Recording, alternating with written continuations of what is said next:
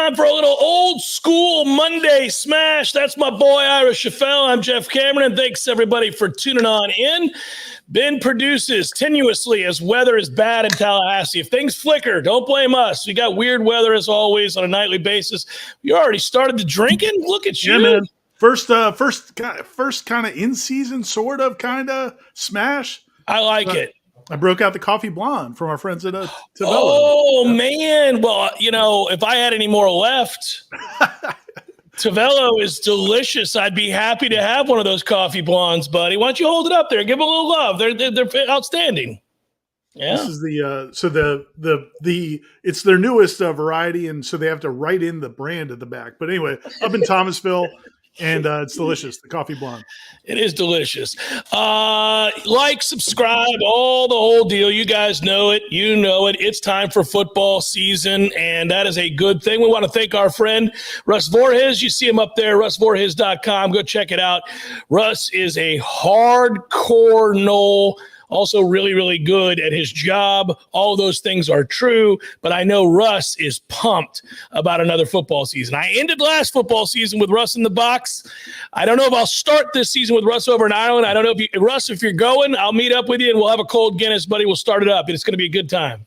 I'm sure he's excited. A lot of Jacksonville Noles are probably excited that about a week and a half, FSU's coming over there for practice. They don't make it open to the public. They've actually limited the number of boosters who can come as well, but they will be over there practicing in North UNF in about a week and a half, and we've seen Russ out there before in the past, and as you say, he's a big supporter of Florida State athletics, Seminole boosters, and also Warchant.com and the Monday Smash, so we appreciate him. If you need any insurance advice, help, plans, reach out to Russ's office. He's got two offices in the Jacksonville area, one in Jacksonville Beach and one in Orange Park, but they also he and his staff service Florida, Georgia, and Alabama. The website is russvorhis.com, russvorhis.com. And there's also two phone numbers. If you go to that website and seek information, or you can call the office directly or stop by. Russ and his staff will do a great job of taking care of you. And tell them you're Noles and tell them you heard about him on the Smash. And by the way, Russ, since you're listening, I'm sure you may be getting a call, true story, from me in the next week or so. I'm a little disgruntled, Tom. I almost called you Tom. I'm a little disgruntled, Ira, with my. Now, I had this carrier long before I ever met Russ, so this is no knock on Russ. But I thought to myself, I know a guy. What am I waiting on? I'm going to call Russ. That's what I'm going to do. So we're going to turn the corner there, and then I'll be personally endorsing him every time I'm on here with you as well. Hey, so right off the bat, we got a question or two. We've got a starred question early on. Let's get to it. Instead of having a couple of receivers with 40-plus receptions, could we have 6 to 7 guys, including running backs and tight ends, catch 20-plus passes? I like where your head's at, Brett. I don't think that's a terrible assessment. I'll tell you, I think he may be kind of spot on there. I don't know that this is a team that's going to have a 50 reception guy on it. It's interesting. I think they're going to spread the love. Yeah, it kind of feels like the in basketball, like whoever's the best shot is the open shot, or whoever the best pass is to the open man, and it does feel like that for this offense. I mean, DJ's got a big arm. I think Malik Benson is probably going to be your leading receiver, but I don't know that it's going to be a game where, like last season, where you felt like they had to get the ball to Keon Coleman. They had to get the ball to those Jaheim Bell. This is going to be very different. I think it's going to be what the defense gives Florida State's offense is going to take. How is Jalen Brown doing? Good. I think he's right on pace. It's an interesting thing. Let's weigh this. What is a reasonable expectation? Let's remember now, he's young. Yeah. He's very young. This isn't a guy that comes over as a senior. Like where you have some guys who transfer in and it's their final year of playing college football and they've already played a lot of college football. Jalen Brown's not that. So I would expect that it'd take a little bit for him to kind of get acclimated. They're going to need him to play well, though. I do think they're going to need him.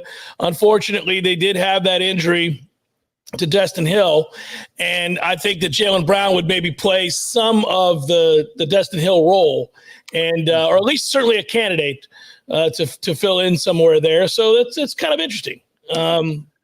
Yeah, he like you said, certainly a talented kid. Coming out of high school, was one of the top receivers in the country. Florida State, one of them. He goes to LSU, ends up redshirting. No shame there. They had some great receivers Yeah.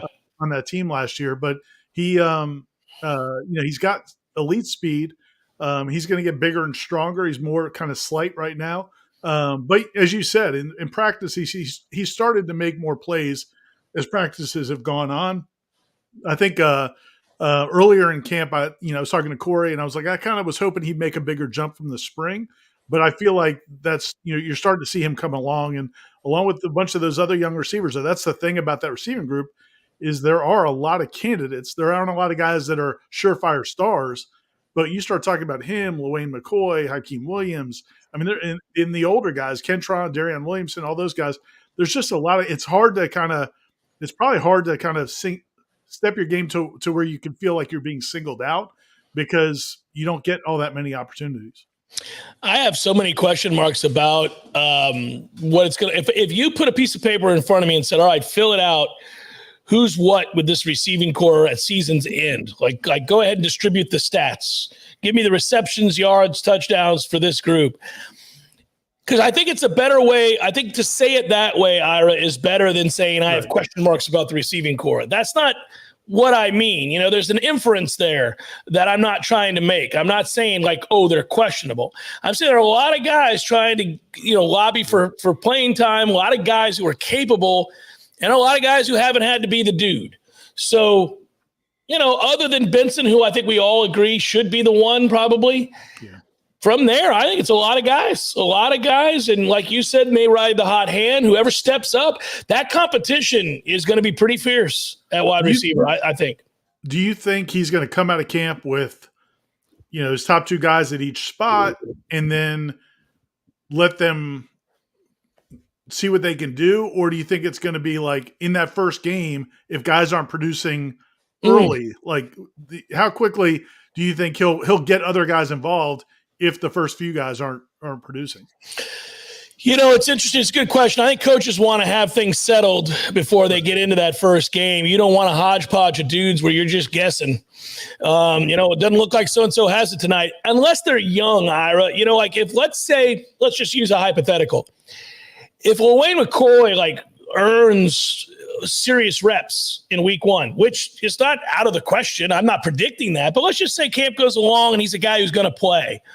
And so you put him out there and it's clear the moment's too big.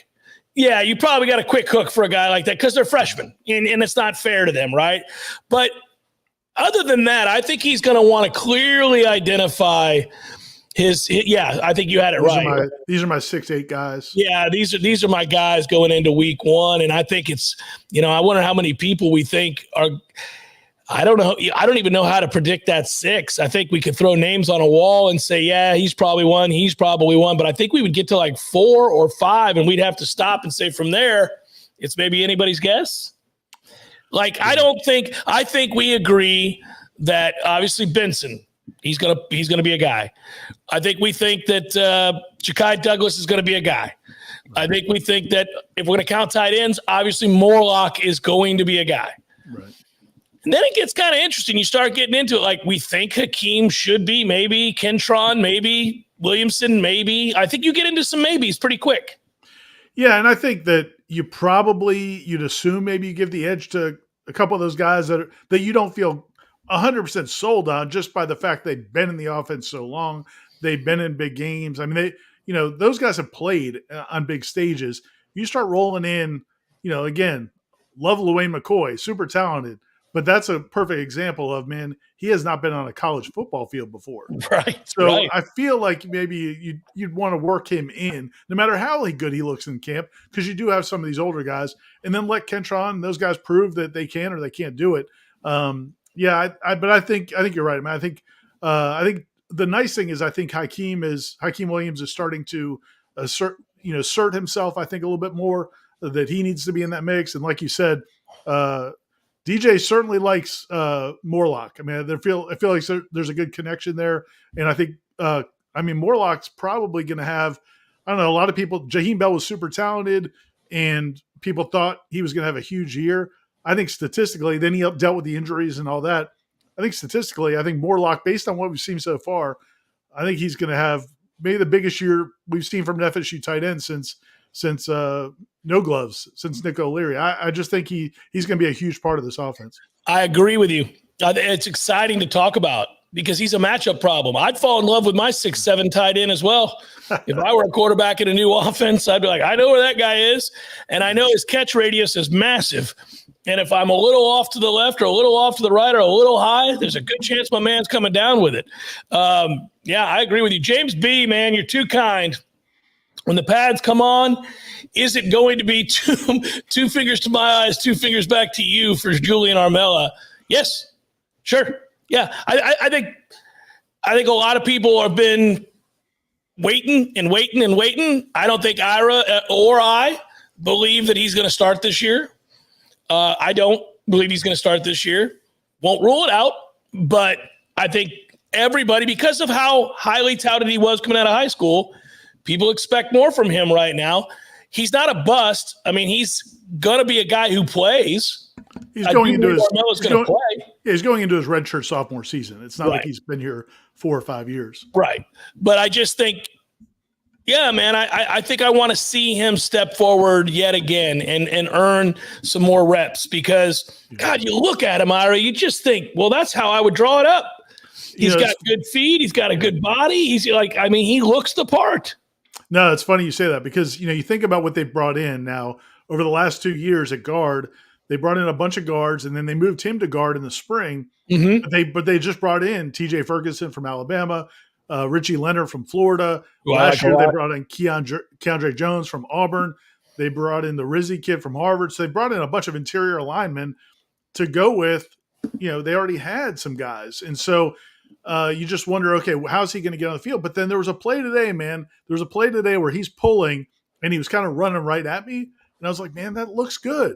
That looks good. He's a big dude and can move. He looks like a player. Yeah. So I don't know. Like I said, I wouldn't rule him out.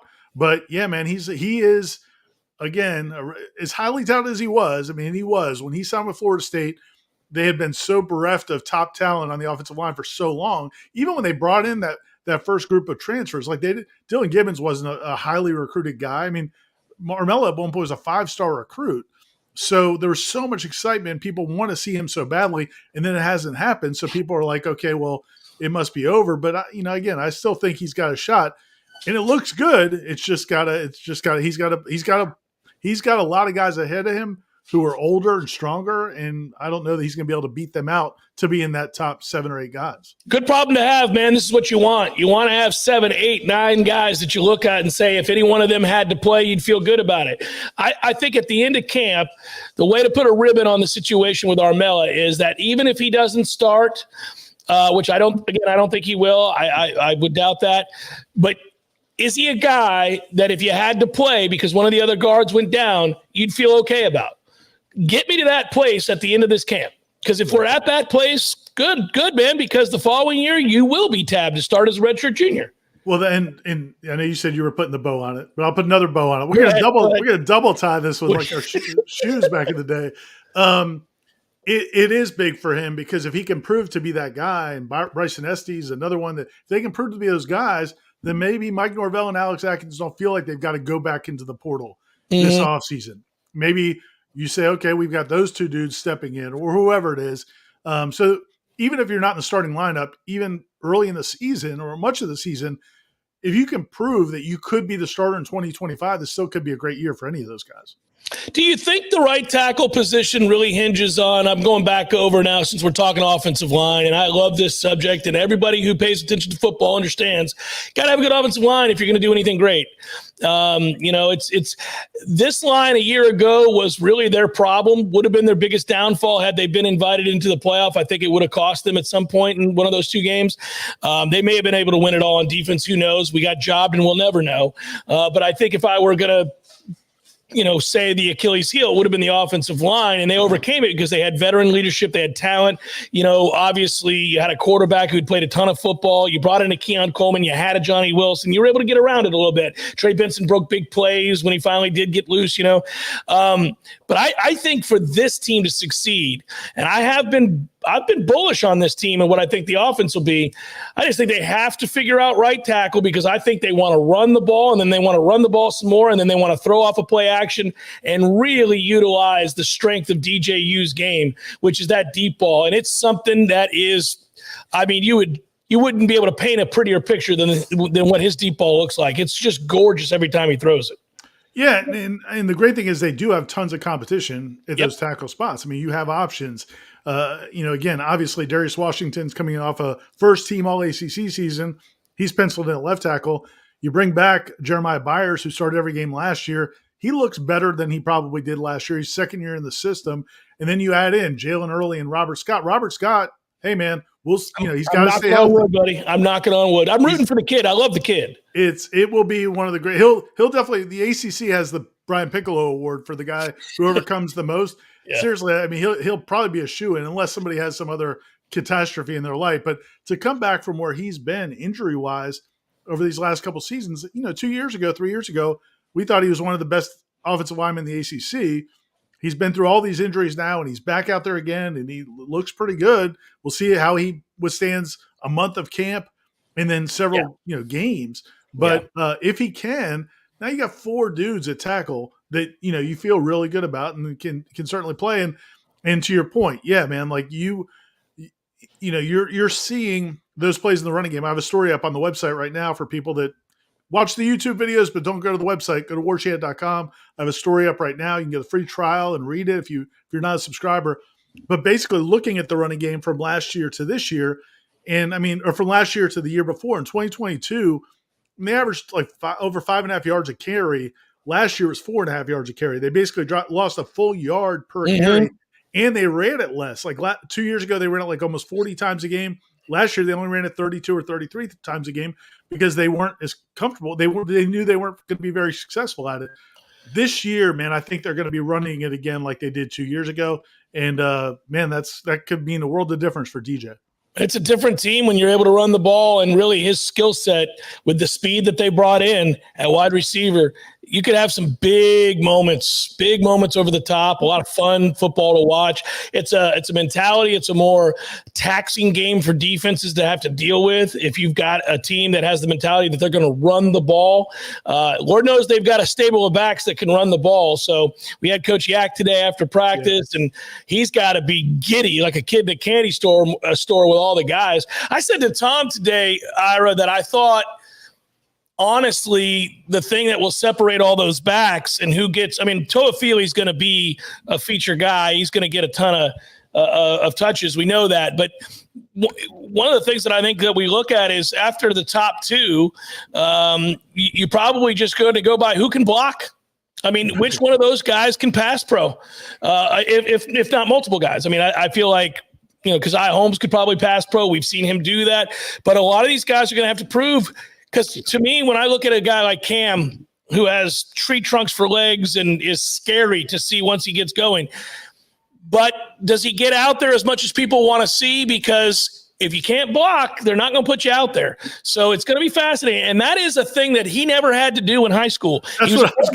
That's what I was going to say. I've heard people make that comment. It's just like, yeah, man, the guy played quarterback. Yeah. He's never blocked a soul. Maybe early in his career. But yeah, and it's not a matter of toughness. It's about technique. You mentioned Keziah Holmes. A year ago, I remember watching practices, and Keziah Holmes struggled with pass protection. And I think that's a reason he wasn't out there that much. Yep. It's a big deal, man. It's a huge deal. And especially if you're going to spread, you're going to try to spread defenses out, you need to know that running back can take care of a linebacker, maybe even help on a defensive end. And if you can't do that, you're going to kill the quarterback. And so, yeah, it's a big deal. And I think you're right. I think that's going to probably determine some of those younger guys, Sam Singleton and Mekhi Danzy. But, dude, if Mike Norvell is the guy we think he is as a play caller, and you and I both feel like that, and I'm sure most people watching this do as well, I think they're going to find a way to get Jalen Lucas and Mekhi Danzy touches, no matter how they pass block, because those dudes are – Mekhi Danzy can flat out fly, and he's a big kid. The depth of that running back room is not like anything. And I'm going to kind of throw this back to you on the fact that in the spring, you kept saying somebody's got to transfer. Like one of these running backs one or two has to transfer. And I'm not criticizing. That was obvious. Who has 7 running backs? Right. But they literally have 7 running backs, and all of them can contribute in different ways. It's really weird.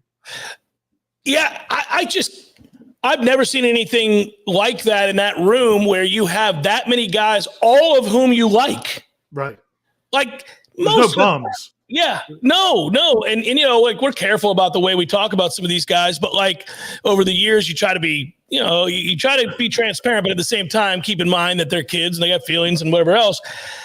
There have been times where we looked at the running back room. I'm like, well, that guy's never going to play, and that guy maybe needs to take it on down the road, and they've really got two that they like.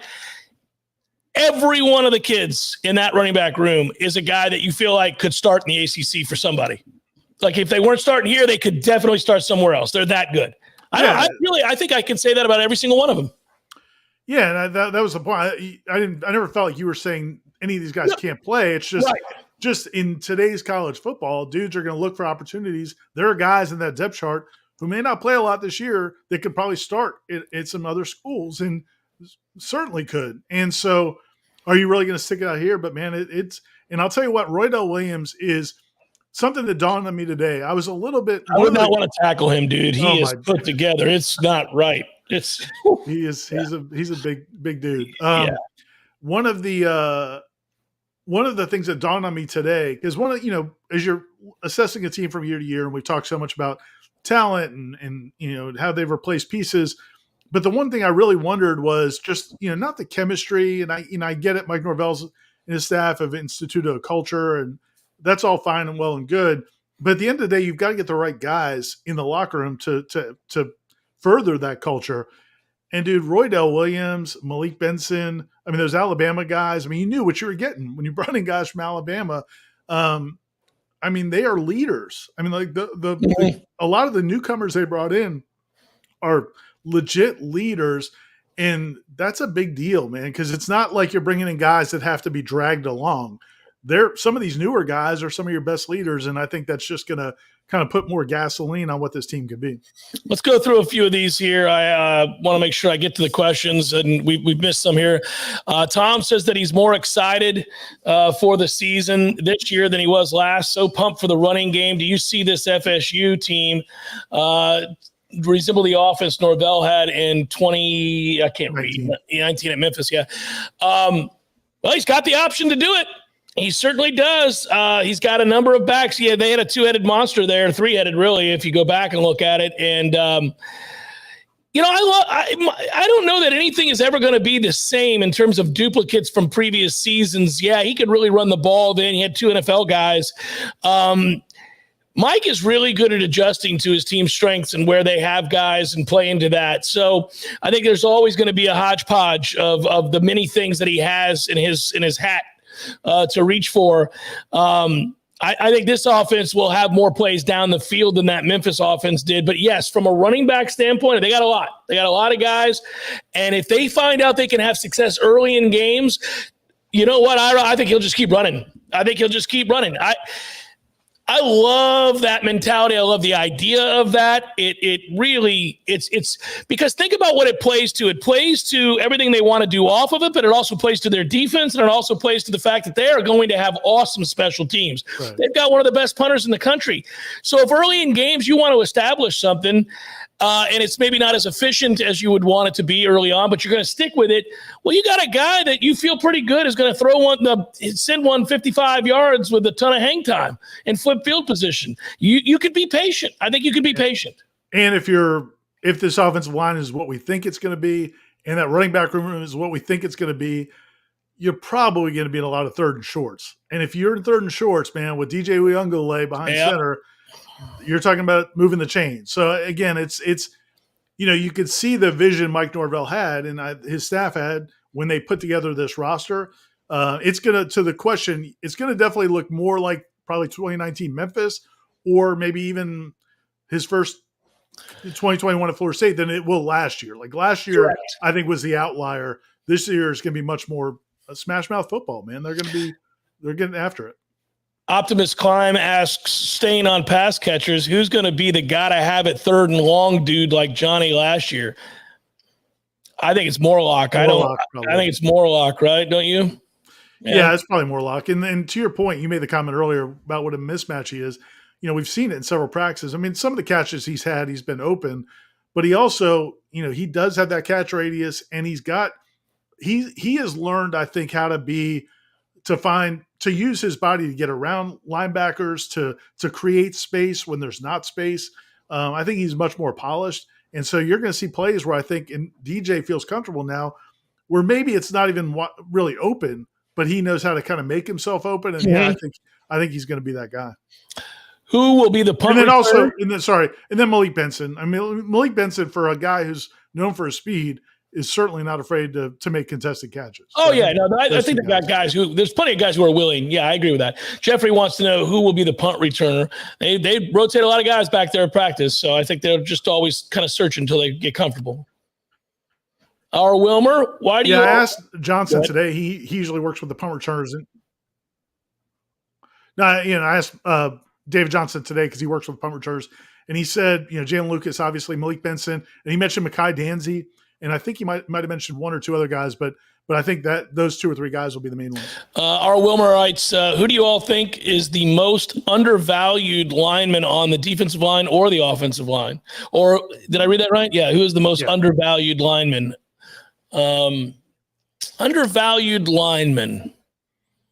On the, I think, it's on defensive line, it's like that first group is there's like star potential, Patrick Payton, Farmer, Jackson, Marvin Jones Jr., but Sione Lolohea would probably be the most undervalued defensive lineman. I think that's fair. Yeah, I mean, he's not a guy, and it's funny, before they put the shoulder pads on, I don't know, man. I was like, I don't know. What's he going to do? Yeah. But once he puts on the shoulder pads, I mean, he's a grown man. He's a 6-year senior. He's a physical dude, man. Like, I think he's going to be play a big part of that defensive line that we don't ever talk about. Heavy hands and violent at the point of attack. I agree with you. I think that's a good call. When does Coach Speak return? Probably the first week of the season, right? Somewhere along after the first games are played. There's been a couple of good clips people sent us, so I don't know. Maybe we could squeeze in earlier during preseason. Obviously, our guy was Deshaun Jackson last week. His press conference at UCLA or the Big Ten Media Days was interesting. So we'll see. We'll see how it plays out. But yeah, there's some pretty good options. There's some material out there. Maybe we can do a preseason one coming up soon. I look forward to it. It's always fun. Tally Boy, looking back on your time covering FSU and having seen many teams up close, where do you gauge the health of the football program with Mike's program now in full effect? Oh, I think it's in really good hands, guys. I think Ira's going to echo this sentiment. I like Mike Norvell a lot. I'll tell you a story right now. I was having a conversation with my wife the other night. And, she's a Florida State graduate. She cares about Florida State. She wants them to do well, but it's not her passion. She doesn't follow it like we do, And I was telling her that I've been very impressed watching Mike build this thing back up. We've been privy right there, Ira, to be able to watch this whole process and to see as he kind of stayed the course early on when it was kind of ugly. And there were some things that could have shook you to your core, but he was unwavering. And I really think that he found a sweet spot with just, Mike is always pushing forward about getting better and working hard. He just stresses. I mean, you see the shirt every day, work, right? Everything is about tomorrow. Everything is about getting better each day, being accountable. I think that through line of messaging is there with all the coaches. He's put a stamp on a program now that is, I think, best described as one that works really hard. I think they're a bunch of hard workers. And I don't know that you can give anybody a better compliment than that, right? In any field, if you meet somebody and you're like, you know what? That dude's a hard worker. He's going to put in the time. He cares deeply.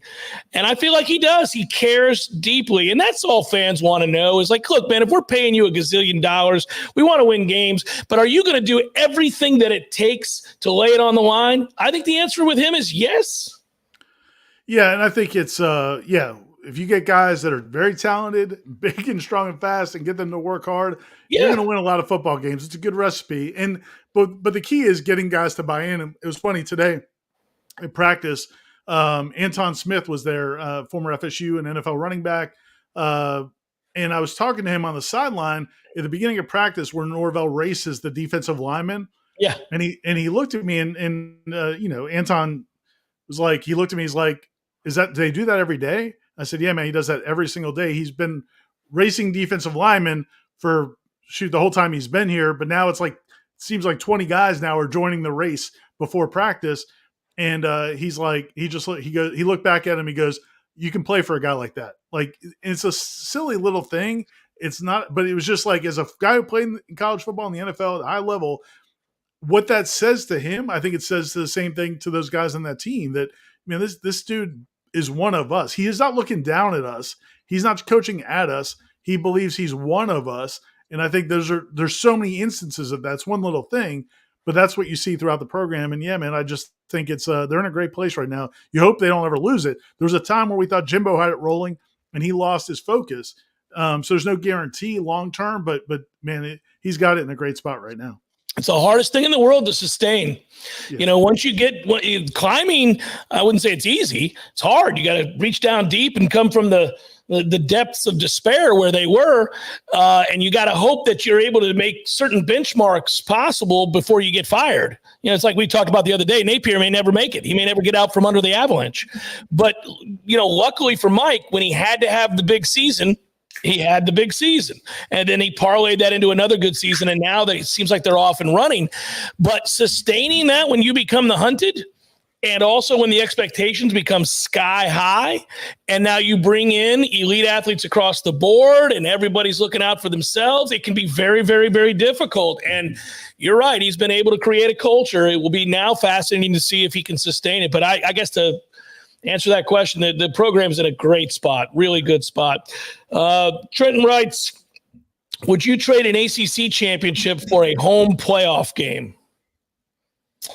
I love the idea of a home playoff game with the cool weather and everything else. I think it'd be awesome, but I want to go ahead and keep winning conference championships. So I don't think so.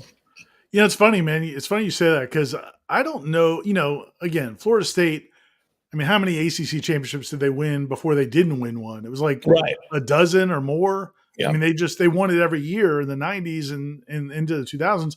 So it was like, whatever. It was like, like somebody winning their class spelling bee on their way to the school spelling bee. It just, if Florida State was playing football, they were going to win the ACC. But I don't know, man. Every time I write about this team and about 2023, part of it's because I can't write anything after that, and because they got screwed. But also, it's when you write the 2023 team, which won 13 games and won an ACC championship, it does mean something, man. Especially as good as Clemson has been, and so I'm with you, man. I wouldn't have felt that way probably 10 or 15 years ago, but because of where they've been and because of how college football's evolved, I think winning ACC championships is a big any conference. I mean, it's important. Absence makes the heart grow fonder, buddy. I was missing those ACC titles. Briley writes, how often do we clear out on 3rd and long and hit a guy out of the backfield for yak first downs? Well, they got a couple dudes that could do it. Holy moly. Guys, you've heard Ira, you've heard me, you've heard Corey, you've heard Aslan, you've heard Tom, you've heard anybody that's been at these practices. Watching Lucas, we already know what Jakai can do in terms of elusiveness as well. But man, yep, they've got some guys that can really go, and you feel like making somebody miss in the open field, and it's peace. I think they got a chance to do some special things with those guys, and I imagine Mike has a good time sitting down and trying to devise ways to scheme them open for just a situation like that. Because those guys, you can throw well short of the chains with those guys and still feel good that something big is about to happen. Yeah, and that's the thing. I guess that's where I'm at with Jaylen Brown, because Jaylen Brown, the one thing he really brings is that speed. Mm-hmm. But you have a bunch of other dudes with speed that might be easier to get the ball to in a lot of different ways. David Johnson, the running backs coach, also today talked about, a couple of years ago, they would play four running backs on the field together. they basically have 2 in the backfield and 2 out split out, or 3 in the backfield and 1 split out. Yeah. I mean, they've done a lot of different things to get running backs on the field. And I just think, all those guys are going to be used in those roles. I don't think it'll be one set guy. They've got a bunch of guys who can do that. Chris wants to know, can you all give some information on the linebackers, especially the 3-star that came in this year? Sure. Ira, this is a favorite topic of mine with the linebackers. I'm feeling a little bit. Chris is just trying to set us up for he's setting us up a viral clip. A debate, you and I screaming at each other like it's a stupid afternoon daytime show. No, I feel okay about what I'm seeing right now. I think there's a lot of – I've always liked Cryer. I want to watch him continue to grow. I feel like Blake is getting better. I think he's getting better too. I really love that they brought in Cam Riley. I feel a little bit better about him now that I've laid eyes on him these last few days, Ira. I think he's going to be better than I thought he was going to be. I would agree with you. I mean, he's definitely first of all, obviously physically, when people see him, they're going to be like, oh, okay. All right. That's different looking. And then in the way he runs, and he's got instincts. I mean, he's got instincts to crash. He's got instincts to go get somebody, to make plays in the backfield. He is not one of those linebackers who just sitting back, just guessing. Like, he is going to be on the attack. I just want to see it. I want to see it in game situations. But yeah, he's definitely been impressive. And then, obviously everybody knows you bring back DJ Lundy, who's played a ton and had 50 tackles last year. And then the guys you mentioned, as far as the freshman linebackers, they brought in 2 freshman linebackers. Yeah, I forgot to mention that. Yeah, go ahead. They look pretty good. I mean, there's been a couple times, 51, I can't remember his name. 51 is one of them. He's flashed at me a couple times already in camp. So yeah, those guys, I think one of them or both of them might've been here in the spring, but no, they don't look bad at all. But they've got a lot of, and then the kid from Alabama, Sean Murphy, has started to make some plays too. So you can tell he's starting to get more comfortable with this defense. Best he's looked since he got here was today. Yeah. I'm just going to say it. That's the best he's looked. I am quick to wash my hands of somebody. I was already moving on. And today I was like, okay, you have my attention, Sean. All right. I was about to write your ass off. But we're not in the meetings. We don't know, we have limited information, but we can see what we can see. And right. we just hadn't seen him make plays. We hadn't. Yeah. I like this one. Tom and Ira. Well, Tom is not around here right now. Let's see here. Am I looking? Oh, Tom and Ira, what did you think of the look that Roy Dell gave? I should have grown a quick goatee and put my Mets cap on. And Tom. This is not a Mets hat. But anyhow, Tom is usually here, so yes, I get it. When asked about the offensive line, the look that he gave, he looked so impressed, which is amazing considering that he came from Alabama. You know what, David? That is 100% correct.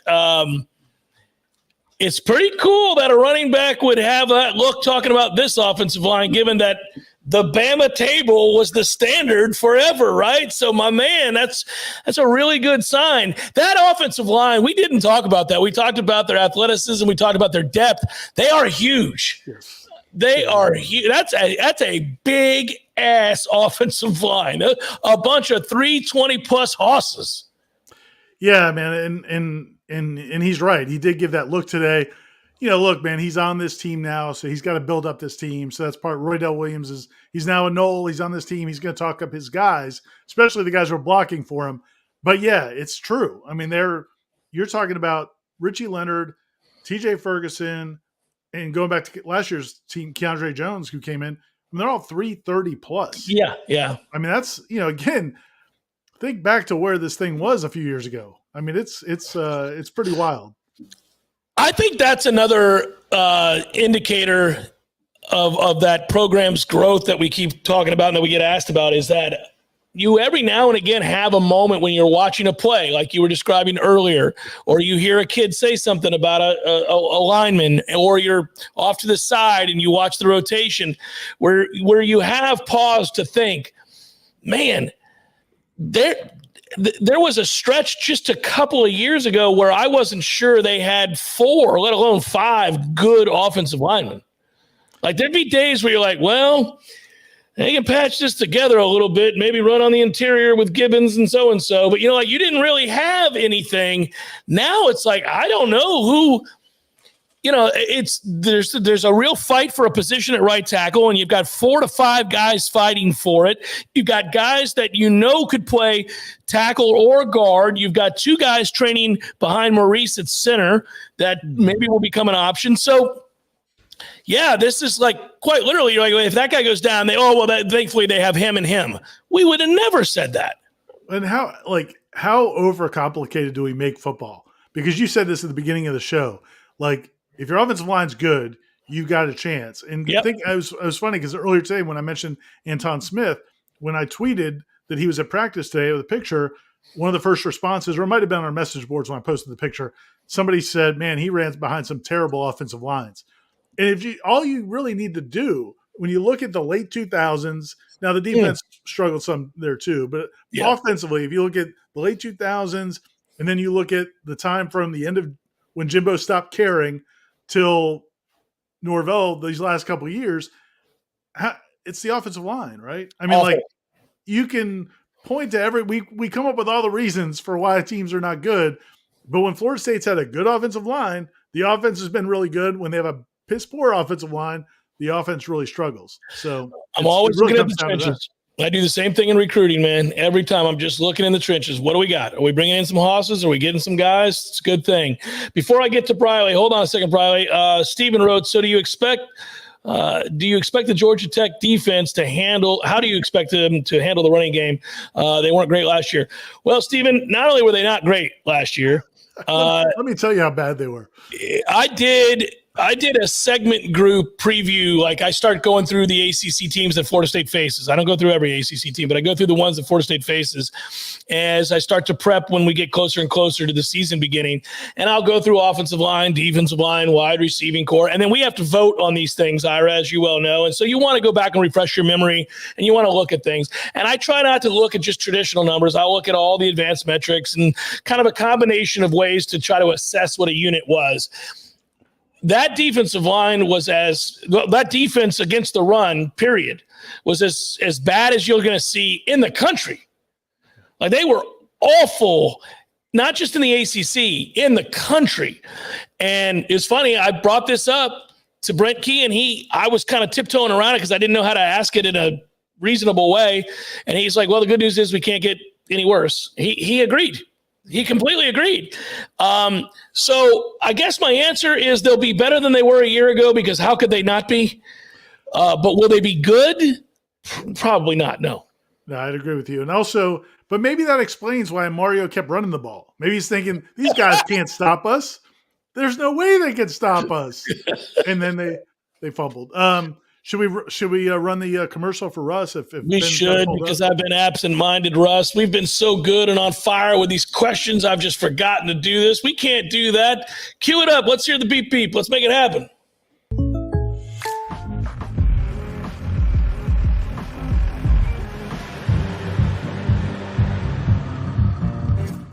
Contact Russ Voris for an auto quote today.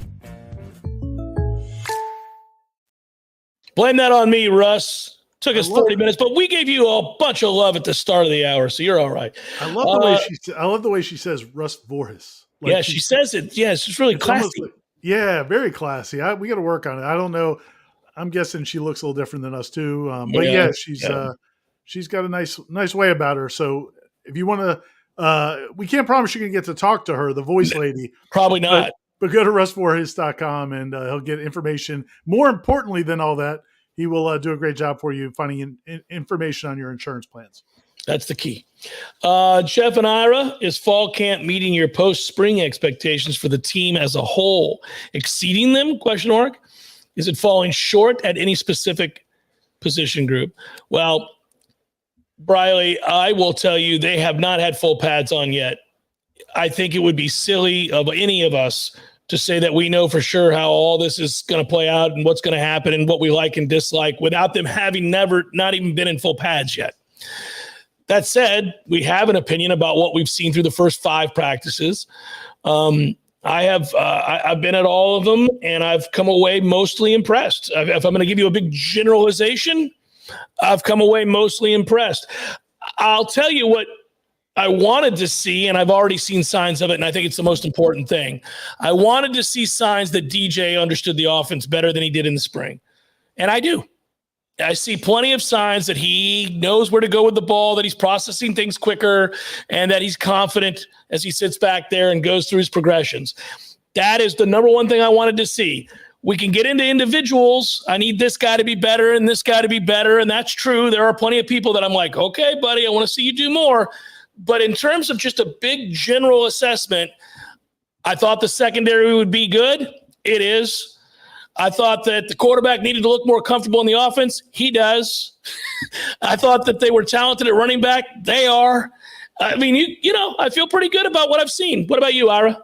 Yeah, no, I think you summed it up perfectly. Like I think offensive line and defensive line, now that you see all the pieces, because in the spring we really didn't see all the pieces together. True. First of all, they didn't have Rizzi from Harvard who came in, and a couple of those guys were still banged up. Robert Scott and a couple of guys were still coming back from injuries or procedures.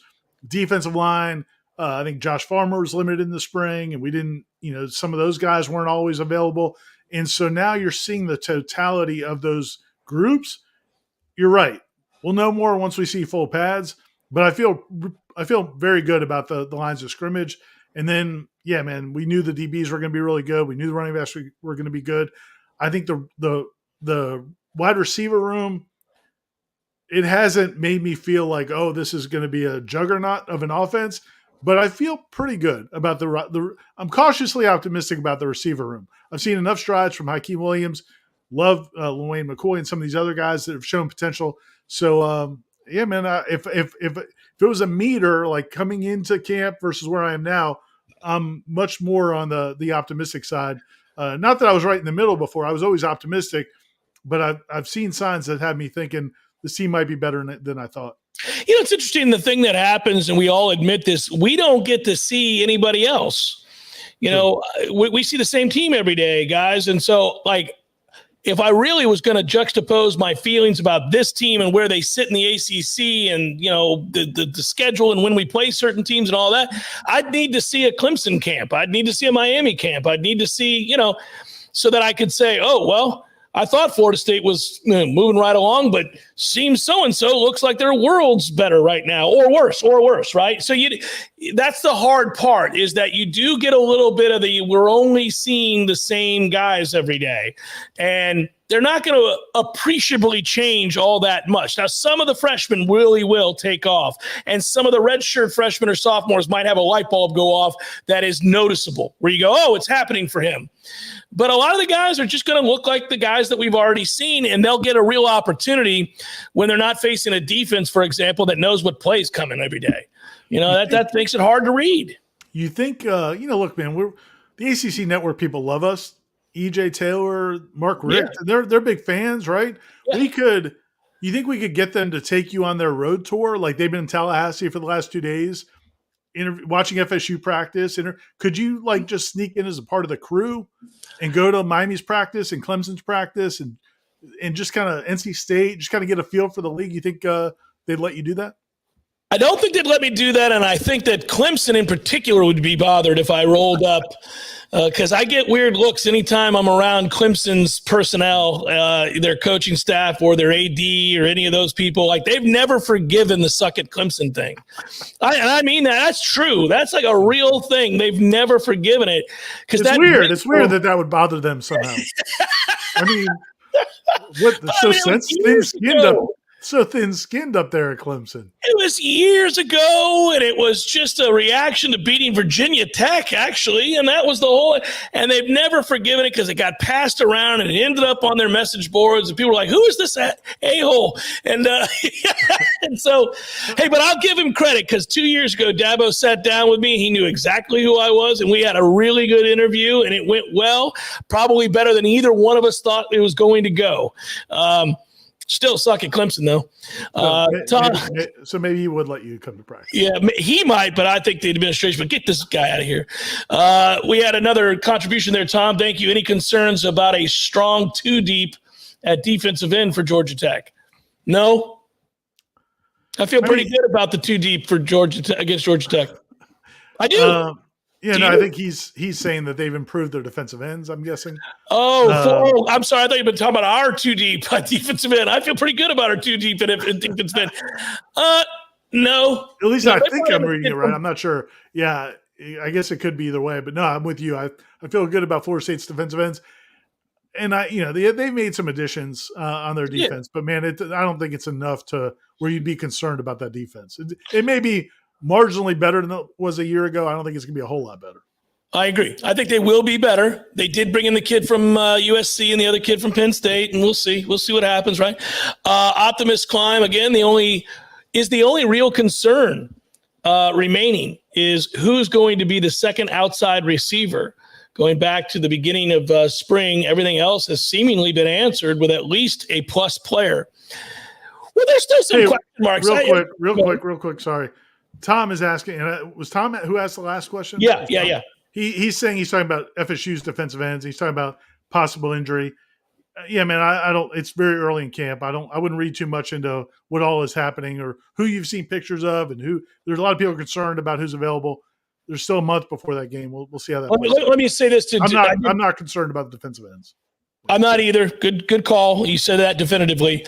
Let me just say this again because I think I get it. People want to know and they watch our videos and they see warchant.com, Warchant TV, and they're like, oh well, there's so and so and there's so and so. And if they don't see somebody, understandably, especially if it's somebody that's going to be counted on, they get nervous. But remember the policy over there, guys. One, we can't talk about that, and number two, it's football. Dudes get dinged all the time. Everybody does. It's football. And they may miss a day or two. Whatever. It doesn't mean anything. We're not allowed to comment on it. But they may miss a day or two, and it doesn't mean anything. They're back like on that Wednesday or that Thursday, and it's like nothing ever happened. Football is a brutal game. You got 2 guys fighting for a football. One lands on their tailbone. It's bruised for a day or two. They're back on Wednesday. We're not allowed to talk about things like that. So there are plenty of bumps and bruises that might keep somebody out of a practice or two. Don't overreact when that happens. If something big happens, it's going to be announced. Why'd you have to say that? Landing on your tailbone is not fun. I said that because that was the first serious football injury I ever had. Oh, brutal. There's a kid, and this is true story. The kid's name was Joe Clark, like the old principal from Lean On Me. Yeah. So Morgan Freeman's character. Was he carrying a bat? No, Joe Clark was a good kid. He never said 2 words ever, but he was a nice guy. And we were doing drills, and I had to block him off the edge to seal. And he caught me underneath my shoulder pad, and somebody had forgotten to pick up their helmet, and I landed on the helmet with my tailbone. Man. It was black. Oh man, I'll never forget it. You can't walk when something like that happens. It was brutal. And for years, I'd be like, Joe Clark, you son of a bitch, every time I'd see him. And anytime you hear somebody's got a tailbone injury, I'm like, oh, yeah, that's a toughie. You miss days with something like that. You'll miss days with something like that. Well, so I was were we trying to answer a question? Yeah, I'm sorry. There was a question when I interrupted you with that. You had brought up a question a minute ago. I lost track. Sorry, whoever asked that question. Whoever asked that question, I screwed you. Oh, the second wide receiver. The second wide receiver. That's what it was. The question was the second wide receiver. Is our only concern about the second wide receiver. There's some unanswered questions at several places. We don't know exactly who's going to start at linebacker. We'll see about certain depth chart issues there. I don't want to call them issues, but yeah. So I don't know if that's the only thing that we're kind of still waiting on. And I don't even know if that's a concern. It's just something we're going to have to see play out. James B. apparently was a bull rider in a previous life. He said he broke his tailbone twice. Jesus, James B. Sorry, James B. Anyway. I know he played running back. I wonder if you just took a helmet to the tailbone back in the day. James played in the 50s. So, leather helmets. James B is back there playing when guys hit you late. They went diving into the pile. It's 1956, 57. James B was dealing with some serious stuff back then, man.